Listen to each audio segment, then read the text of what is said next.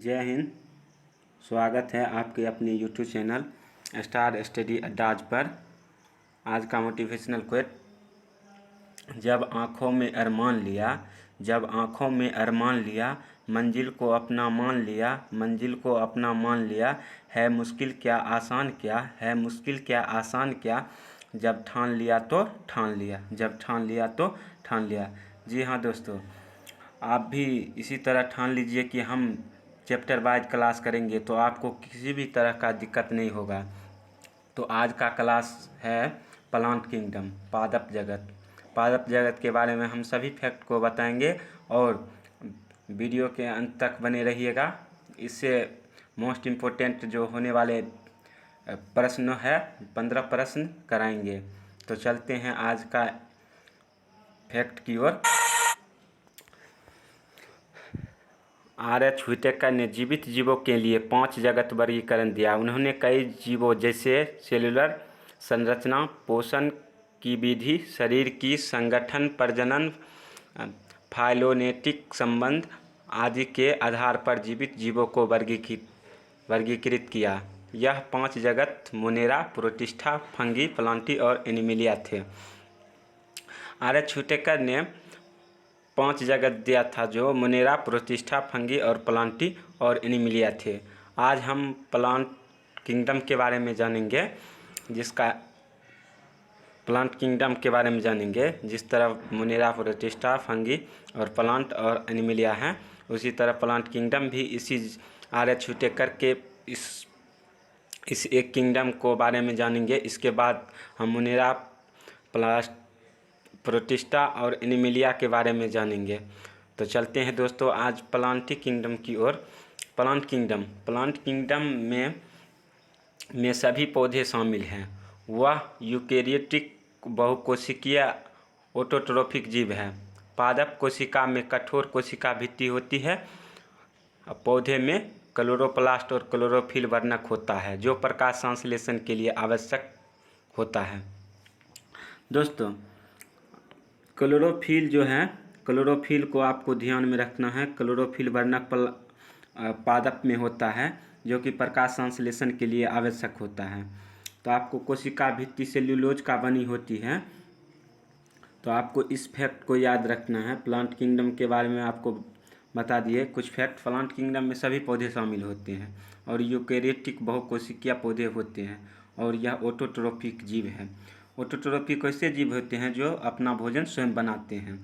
तो चलते हैं नेक्स्ट पीपीटी की ओर। प्लांट किंगडम की विशेषता। दोस्तों, प्लांट किंगडम की विशेषता क्या है? प्लांट किंगडम की पहला विशेषता, वे गैर मकसद होते हैं। गैर मकसद का मतलब ये होता है जो चल फिर नहीं सकता है। कुछ अपवाद है जो चल फिर सकता है, तो उसके बारे में आगे जानेंगे। वे अपना भोजन स्वयं बनाते हैं, इसलिए ऑटोट्रोफ कहलाते हैं। तो आपको पिछले वाले में बताए थे जो ऑटोट्रोफ क्या होते हैं। यहाँ देखिए, वे अपना भोजन स्वयं बनाते हैं, इसलिए ऑटोट्रोफ कहलाते हैं। वे वनस्पति प्रचार या यौन रूप से अलैंगिक रूप से प्रजनन करते हैं, जिससे कि वे एसेक्सुअल रिप्रोडक्शन करते हैं। दोस्तों, यह बहुकोशिकीय बहुशाखीय यूकेरियोटिक से प्लांट सेल से बाहरी सेल दीवार पर एक बड़ा रिक्तिका होती है। तो यह एक यूकेरियोटिक शाखित होता है दोस्तों, और इसमें बाहरी सेल दीवार बना होता है। तो बड़ा केंद्रीय रिक्तिका, उसमें हॉल होता है दोस्तों। पौधे में प्रकाश संश्लेषक वर्णक होते हैं जिन्हें प्लास्टिड में मौजूद क्लोरोफिल कहा जाता है। तो ये फैक्ट आपको बताए थे क्लोरोफिल के बारे में पीछे। तो इसका भी ध्यान में रखते हुए दोस्तों चलना है। तो नेक्स्ट चलते हैं दोस्तों, नेक्स्ट पीपीटी की ओर। प्लांट किंगडम का वर्गीकरण। दोस्तों, प्लांट किंगडम का जो वर्गीकरण है उप समूह में विभाजित किया है दोस्तों। तो उसका कुछ आधार है, कुछ बेस है। किस बेस पर किया गया है इसके बारे में समझते हैं दोस्तों। तो पादप के शरीर के आधार पर किया गया है। अच्छी तरह से विभेदित पादप शरीर की उपस्थिति या अनुपस्थिति, जैसे रूट, स्टेम और पत्तियां। जैसे उसका उपस्थित होना चाहिए रूट अर्थात जड़, स्टेम अर्थात तना और पत्तियां, ये उपस्थित होना चाहिए या अनुपस्थित, इसके आधार पर विभाजित किया था। उसके बाद सेकेंड, संवहनी प्रणाली मतलब ऐसे जो पानी और अन्य पदार्थों को परिवहन के लिए संबंधित प्रणाली की उपस्थिति या अनुपस्थिति, जैसे फ्लोएम होना चाहिए या नहीं होना चाहिए, इसके आधार पर जाइलम होना चाहिए या नहीं होना चाहिए, इसके आधार पर वर्गीकृत किया था। तो उसके बाद आपको थर्ड है बीज गठन, मतलब बीज का गठन किस तरह होता है। तो फूलों और बीजों की उपस्थिति या अनुपस्थिति, यदि बीज नग्न है या एक फल में संलग्न मतलब फल के अंदर या फल के बाहर होना चाहिए। तो उपरोक्त मापदंडों के अनुसार प्लांट किंगडम को 5 उपसमूहों में वर्गीकृत किया है। 5 उपसमूहों में वर्गीकृत किया है। तो दोस्तों याद रखिए ये 5 उपसमूह क्या है, इसके बारे में भी डिटेल्स हम बताएंगे दोस्तों। तो आप मेरे साथ बने रहिए और क्लास का आनंद लीजिए अच्छा से, और याद भी कीजिए दोस्तों, ताकि आपको कभी ऐसा प्रॉब्लम ना हो। तो प्लांट किंगडम के वर्गीकरण के बारे में जानते हैं। 5 वर्गीकरण क्या है। तो पहला है थेलोफाइटा, दूसरा है ब्रायोफाइटा, तीसरा है टेरिडोफाइटा, चौथा है जिम्नोस्पर्म, पाँचवा है आवृतबीजी। तो आप लोग फाइटा के बारे में जानिएगा, फिर ब्रायोफाइटा के बारे में हम बताएंगे, फिर टेरिडोफाइटा के बारे में बताएंगे, फिर जिम्नोस्पर्म के बारे में बताएंगे, फिर आवृतबीजी के बारे में बताएंगे। तो लाइन बाय लाइन आपको हम बताते चलते हैं, उसके बाद इसका MCQ कराएंगे इसी पर आधारित। तो दोस्तों आप मेरे साथ बने रहिए, क्लास अंत तक देखिए और क्लास को जितना दोस्तों में शेयर कीजिए। दोस्तों आपको किसी तरह का इस क्लास में प्रॉब्लम नहीं होगा दोस्तों, सिर्फ मेरे साथ बने रहिए और उसके बाद आप स्वयं ही जवाब देते चलिएगा दोस्तों। सिर्फ याद रखिए तब होगा, ऐसे में नहीं पता चलेगा क्या इसका क्वेश्चन है और कहाँ से सर दे रहे हैं। तो चलते हैं थेलोफाइटा के बारे में। तो आज उपसमूह 5 है, तो पहला हम थेलोफाइटा के बारे में बताने जा रहे हैं। थेलोफाइटा से शरीर की संरचना अच्छी तरह से अलग होती है और पौधे का शरीर थैलस जैसा होता है, मतलब थैलस जैसा होता है पौधे का शरीर। थेलोफाइटा में आदिम और सरल शरीर संरचना वाले पौधे शामिल होते हैं। आदिम का मतलब ये होता है दोस्त कठोर और सरल मतलब सिंपल। तो इस तरह से संरचना वाले पौधे शामिल होते हुए फिलामेंट्स औपनिवेशिक शाखित होते हैं और असंबद्ध हो सकती है। उदाहरण में हरा शैवाल और भूरा शैवाल शामिल है। सामान्य उदाहरण बॉलबॉक्स, फूकस, स्पाइरोगायरा, चर, पॉलीसिफोनिया आदि। तो दोस्तों आपको ये उदाहरण भी याद रखना है, ताकि आने वाले क्वेश्चन में इस उदाहरण से क्वेश्चन रहेगा दोस्तों। इसलिए आपको याद रखना है कि किस उपसमूह का कौन पौधा है, प्लांट है, तो आपको कोई प्रॉब्लम नहीं होगा। एग्जाम्पल याद रखते चलिए और उसके बाद आपको क्वेश्चन में आगे कोई दिक्कत नहीं होने वाला है दोस्तों। मेरे साथ बने रहिए। नेक्स्ट है ब्रायोफाइटा। ब्रायोफाइटा के बारे में आप समझिए दोस्तों, ब्रायोफाइटा क्या है। इसमें संवहन उत्तक नहीं होते हैं, मतलब इसमें संवहन उत्तक जैसे जाइलम फ्लोएम नहीं होते हैं।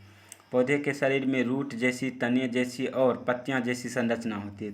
तो सिंपल बात है, इसमें रूट जैसी और तने जैसी संरचना होती है। इसका कोई आकार निश्चित नहीं होता है, जैसे तना जैसी होगी या रूट जैसी होगी या पत्ती जैसी होगी। ब्रायोफाइटा स्थलीय पौधे होते हैं, लेकिन उन्हें पौधे जगत का उभयचर या पादप जगत का उभयचर के रूप में जाना जाता है, क्योंकि इन्हें यौन प्रजनन के लिए पानी की आवश्यकता होती है।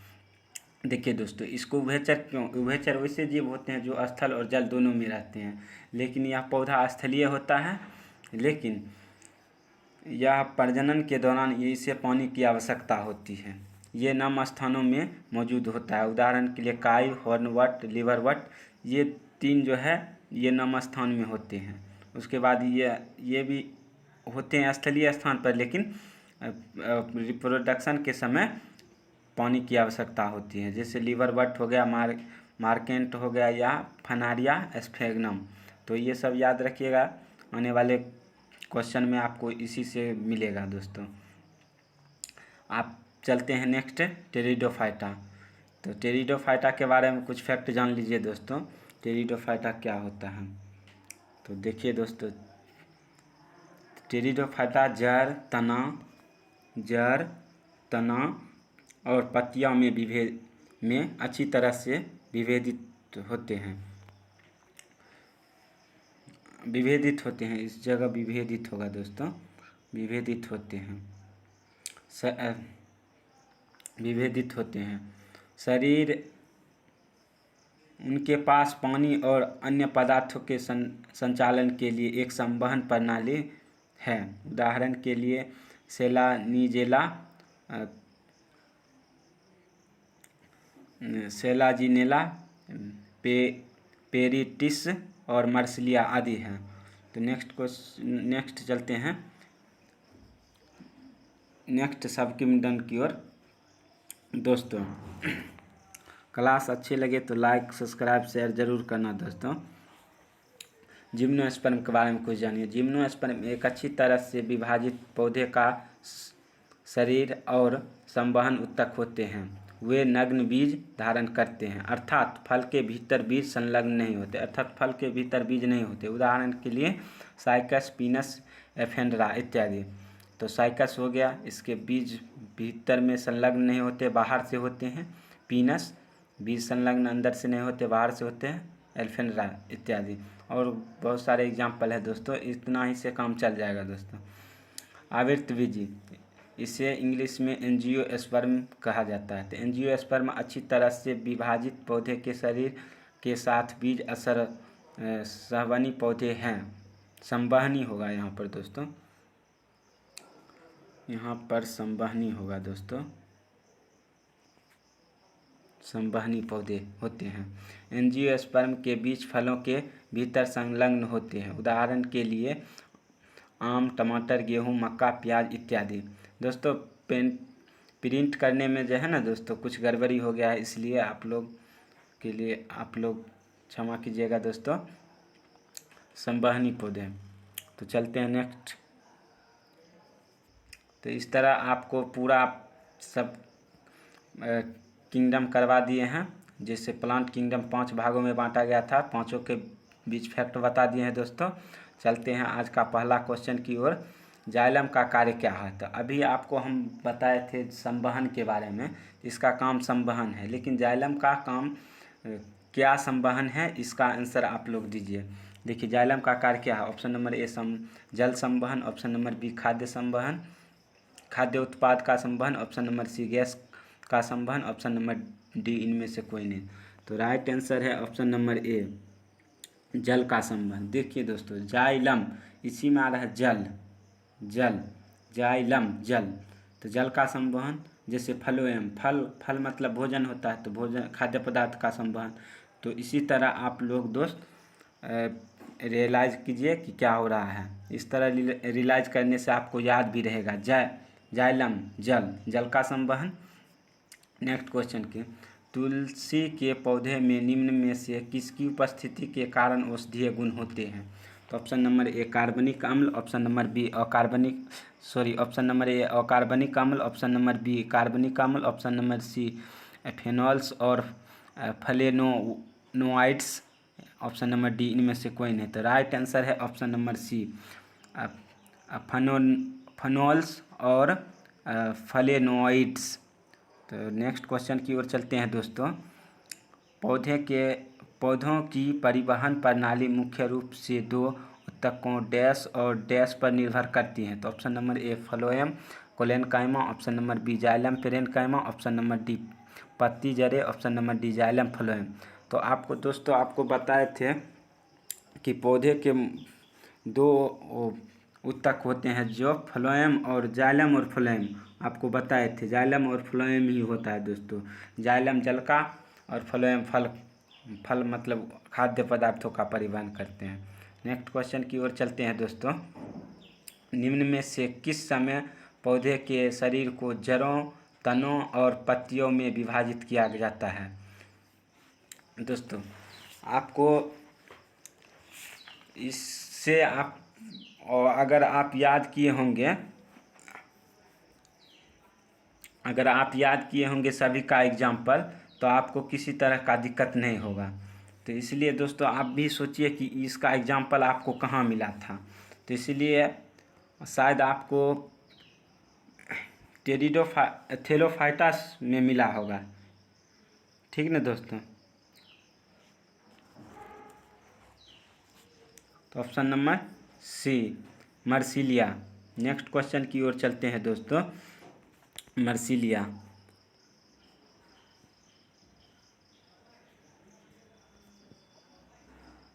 मर्सिलिया। नेक्स्ट क्वेश्चन की ओर चलते हैं दोस्तों।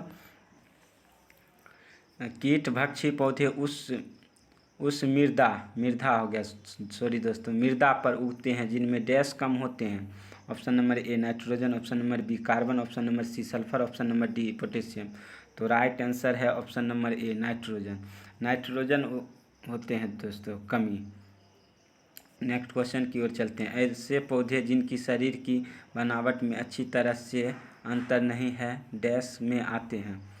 तो दोस्तों इस तरह का क्वेश्चन आपको कभी दिक्कत नहीं होगा दोस्तों। तो आपको याद होगा कि अंतर नहीं होता है, सिंपल संरचना होती है जो थैलोफाइटस के अंतर्गत आते हैं। नेक्स्ट क्वेश्चन की ओर चलते हैं दोस्तों। लिटमस को डैश से निकाला जा सकता है। Option number A rhizobium, option number B mycorrhiza, option number C सेवाक, ऑप्शन नंबर डी प्रवाल। तो राइट आंसर है ऑप्शन नंबर सेवाक।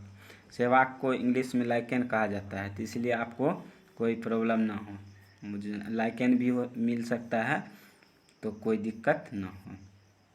नर और मादा दोनों प्रजनन भागों वाले फूल को क्या कहते हैं। ऑप्शन नंबर ए उभयलिंगी, ऑप्शन नंबर बी जयांग फूल, ऑप्शन नंबर बी पुंकेसर फूल, ऑप्शन नंबर डी एकलिंगी फूल। तो राइट आंसर है ऑप्शन नंबर ए,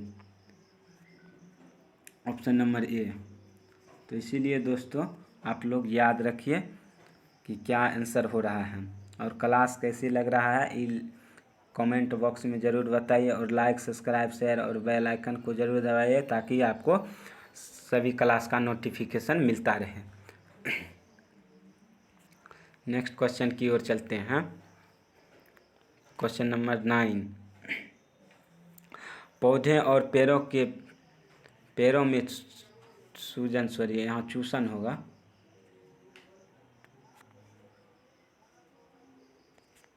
वहाँ पर चूसन होगा दोस्तों, चूसन।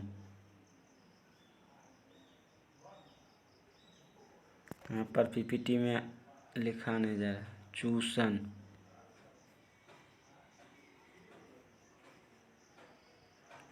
चूसन होगा दोस्तों यहाँ पर सूजन की जगह। चूसन खींच के कारण पानी ऊंचा आ जाता है। कौन सी घटना इस शोषण का कारण बनती है। तो ऑप्शन नंबर ए शोषण, ऑप्शन नंबर बी प्रकाश संश्लेषण, ऑप्शन नंबर सी वाष्प उत्सर्जन, ऑप्शन नंबर डी श्वसन। तो राइट आंसर है ऑप्शन नंबर सी वाष्प उत्सर्जन। वाष्प उत्सर्जन के ही कारण पानी का चूसन ऊपर जाता है। तो नेक्स्ट क्वेश्चन की ओर चलते हैं दोस्तों। पादप कोशिका भित्ति डैश से बनी होती है। Option number A chitin, option number B cellulose, option number C केवल pectin, option number D murein.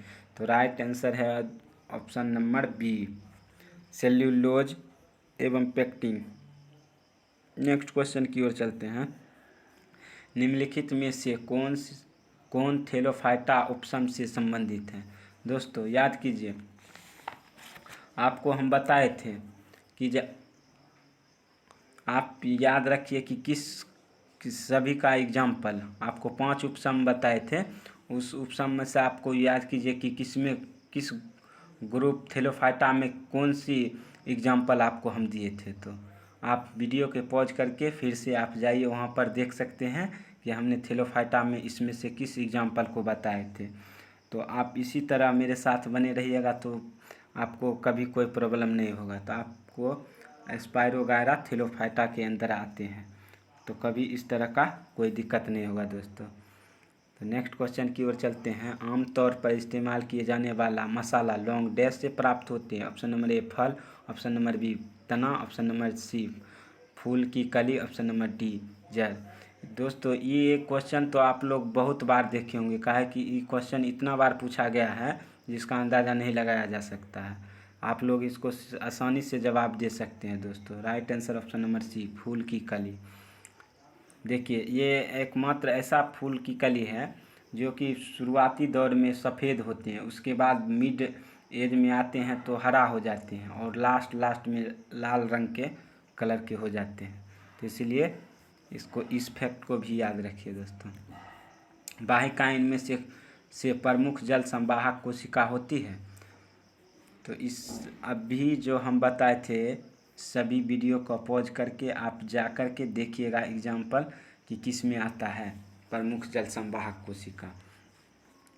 तो आपको हम बताते हैं, आप लोग वीडियो को पॉज कीजिए और जाइए वहाँ पर देखिए कि जो किस 5 जो बताए थे आपको 5 उपसम, उसमें से कौन में आपको इस तरह का लाइन लिखा हुआ है, जल संवाहक या प्रमुख संवाहक इस तरह का। तो आपको इसका राइट आंसर हो जाएगा ऑप्शन नंबर बी, आवृत्ति बीजी। ऑप्शन नंबर बी, आवृत्ति बीजी। तो दोस्तों इसी तरह आप लोग ध्यान में रखिएगा, तब देखिए सभी क्वेश्चन वहीं से बन रहा है, आवृत्ति बीजी। नेक्स्ट क्वेश्चन की ओर चलेंगे दोस्तों। इसलिए आप लोग ये बताइए क्लास का लेवल कैसा था, क्या हम समझाए उसमें आप लोग समझ नहीं पाए, तो वहाँ पर कमेंट करके हमें बताइए, ताकि हम आपको फिर से प्रयास करेंगे किसी नेक्स्ट वीडियो में आपको उस सब को लेकर आएंगे और बताएंगे। नेक्स्ट क्वेश्चन की ओर चलते हैं दोस्तों। कितने प्रकार के तत्व जाइलम उत्तक बनाते हैं? तो जाइलम उत्तक कितने प्रकार के तत्व बनेंगे? ऑप्शन नंबर ए 2 प्रकार के तत्व, ऑप्शन नंबर बी 3 प्रकार के तत्व, ऑप्शन नंबर सी 1 प्रकार के तत्व, ऑप्शन नंबर डी 4 प्रकार के तत्व। तो राइट आंसर है ऑप्शन नंबर डी, 4 प्रकार के तत्व। इस तरह आपको कभी भी किसी तरह का कोई दिक्कत नहीं होगा दोस्तों, मेरे साथ बने रहिए। 15 नंबर क्वेश्चन, ऑक्सीजन पौधे में निम्न में से कौन सा कार्य करता है?